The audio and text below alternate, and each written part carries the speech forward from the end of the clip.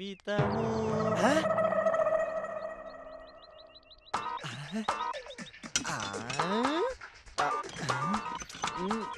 బంగారం ఎక్కడుందా?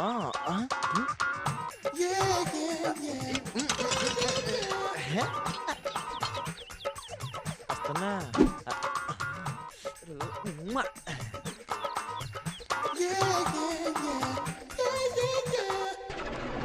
బంగారం ఎవరో చెప్పుకో. అబ్బా అంత తెలుగు వదిలేస్తానా? ఆశ దోష అప్పడం వడ నేను వదలనుగా. ఎవరు చెప్పు? ఆహా ఎలాకా బాబా అబ్బా అబ్బా అబ్బా దిగి కౌగిలి కావాలరా?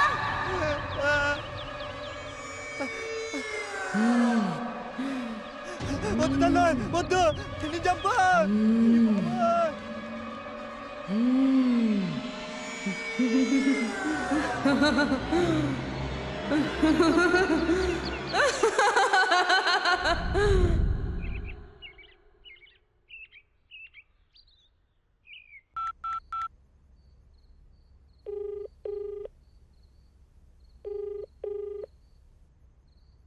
హలో. వాట్ మేడం, ఏం చేస్తున్నారు? మీకేంటి సార్, హ్యాపీగా వర్క్ చేసుకుంటున్నారు. నాకింట్లో ఉండి బోర్ కొడుతుంది. పైగా ఒక్కదాన్ని ఉండడం వల్ల భయంగా కూడా ఉంది. మీరు త్వరగా రండి, బయటికి వెళ్దాం. రావాలని నాకు ఉంది కానీ నా రెండో భార్య పంపించాలిగా. రెండో భార్య? Second wife. ఈరోజు నేను వచ్చేసరికి లేట్ అవుతుంది, నువ్వు తినేసి. ఎప్పుడూ లేటేగా, ఏదో ఈరోజు కొత్తగా వస్తున్నట్టు. మీరొచ్చే వరకు నేనేం తినను. బాయ్.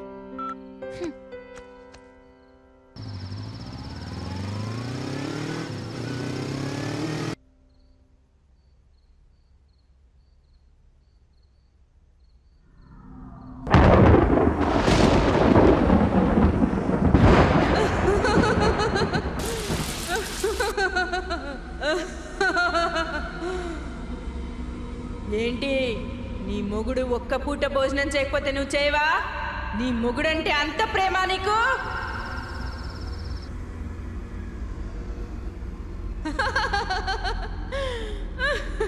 ఎవరు నువ్వు?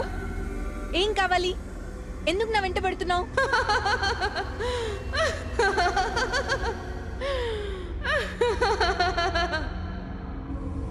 నేను నా భర్త తింటే ఎందుకు, తినకపోతే నీకెందుకు? అయినా అసలు నువ్వెవరు మా గురించి చెప్పడానికి? ఒక్కసారి చిరాకు పడినందుకే నువ్వింతలా బాధపడితే జీవితాంతం నీ మొగుడు నిన్ను చీదరించుకొని దూరం పెడితే అలా జరగదు. జరుగుతుంది, జరగబోయేది అదే. లేదు, నా విజయ్ ఎప్పటికీ అలా చేయడు. పిచ్చిదానా, కలలు కనకు.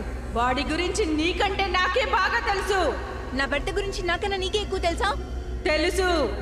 నా భర్త గురించి నాకే తెలుసు. నీ భర్త? అవును, నా భర్తే. 3 జన్మల బంధం మాది. కాదు. అవును. పిచ్చిగా మాట్లాడకే పిచ్చిదానా. పిచ్చిదాన్ని, అందమైన పిచ్చిదాన్ని. నువ్వు కనిపించవే, అప్పుడు చెప్తా నీ సంగతి. ఇలా సగం సగం కనిపించి భయపెట్టడం కాదు. నీకు దమ్ముంటే ధైర్యంగా నా ముందు నిలబడి మాట్లాడు.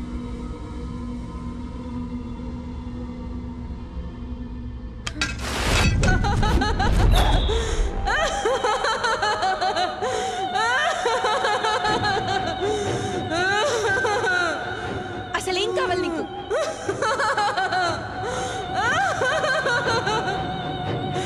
చెబుతా, టైం వచ్చినప్పుడు. మరి ఇప్పుడు ఎందుకు వచ్చావు?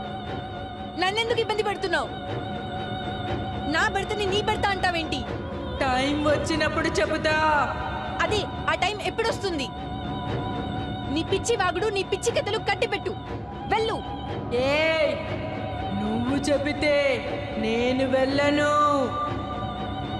నా పని పూర్తయ్యాకే అప్పుడు వెళ్తాను. అది జరగదని చెప్తున్నాగా. జరుగుతుంది, జరిగేలా చేస్తా. చూస్తూ ఉండు.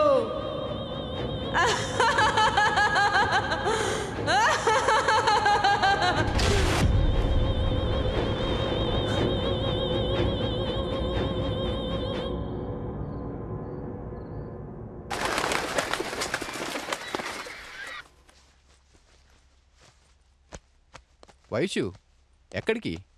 ఎక్కడికైనా వెళ్తాను, కానీ ఇక్కడ మాత్రం ఉండను. అదేంటి వైషు, వచ్చిన కొత్తలు ఇక్కడ చాలా బాగుందన్నావు, ఇప్పుడేంటి ఇలా? విజయ్, నీకు అర్థం కావట్లేదు. ఇక్కడేదో ఉంది విజయ్. వైషు, ఇక్కడ దెయ్యాలు భూతాలు అలాంటివి ఏం లేవు. నువ్వు టెన్షన్ పడకు, ఇక్కడ అలాంటివి ఏం లేవు. విజయ్ ప్లీజ్. లేదు విజయ్, మనం ఇక్కడి నుంచి ఖాళీ చేసి వెళ్ళిపోదాం ప్లీజ్. సరే చెప్పావుగా, టెన్షన్ పడకు, నేను చూసుకుంటాను. కూర్చో. నువ్వు టెన్షన్ పడకుండా ఫ్రీగా ఉండు, అర్థమవుతుందా? ఓకే, నేను పిఎస్కి వెళ్ళొస్తా. Take care, bye.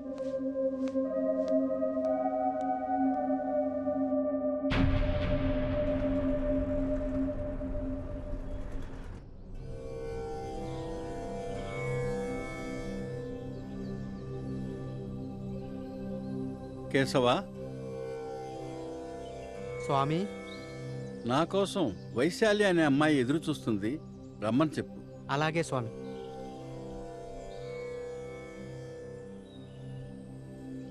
మీలో వైశాలి ఎవరు?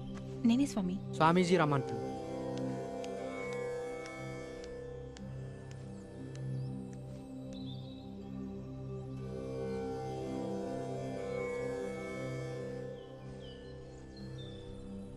నమస్కారం స్వామి. నమస్కారం అమ్మా, కూర్చో అమ్మా. స్వామి, నేను మా వారు వైజాగ్ నుండి ట్రాన్స్ఫర్ అయ్యి హైదరాబాద్కి వచ్చి ఒక ఇంట్లో కాపురం ఉంటున్నాం. ఆ రోజు నుంచి నాకు ఆ ఇంట్లో ఏదోలా ఉంది.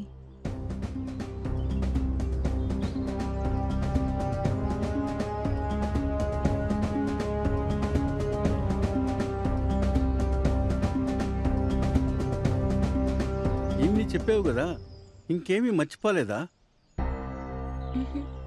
గృహప్రవేశం రోజున మొట్టమొదటిసారిగా నువ్వు కట్టిన గుమ్మడికాయ కింద పడి బద్దలైంది. నిన్న రాత్రి నువ్వు ఆత్మని చూశావు.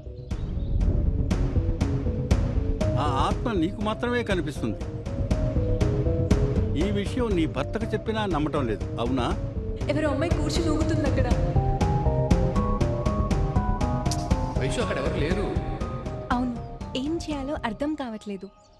ఆ ఇంట్లో ఉండాలంటేనే భయం వేస్తుంది. ఆ ఇంటికి వచ్చినప్పటి నుండి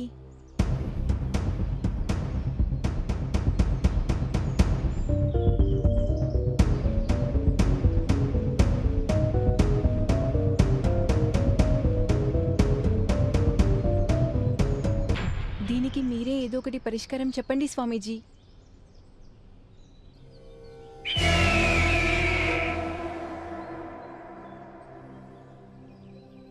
తను వస్తుంది నీకోసం కాదమ్మా, నీ భర్త కోసం. నీకంటే ముందు నీ భర్త ప్రాణాలకే ప్రమాదం. తన కోరిక తీర్చుకోవడం కోసం, అవకాశం కోసం ఎదురు చూస్తుంది. లేదు స్వామి, అలా జరగకూడదు. నా భర్తని మీరే కాపాడండి. ఒకటి కాదు, రెండు కాదు, 3 జన్మల నుండి ఎదురు చూస్తుంది. హా? భయపడకు, నువ్వు కానీ నీ భర్త కానీ ఏ తప్పు చేయలేదు. కొన్ని దుష్టశక్తుల పన్నాగాల నుంచి మీరు బలి కావాల్సి వస్తుంది. అన్నిటికీ కాలమే సమాధానం చెప్తుంది. దీనికి మీరే ఏదో ఒక పరిష్కారం చెప్పండి స్వామీజీ.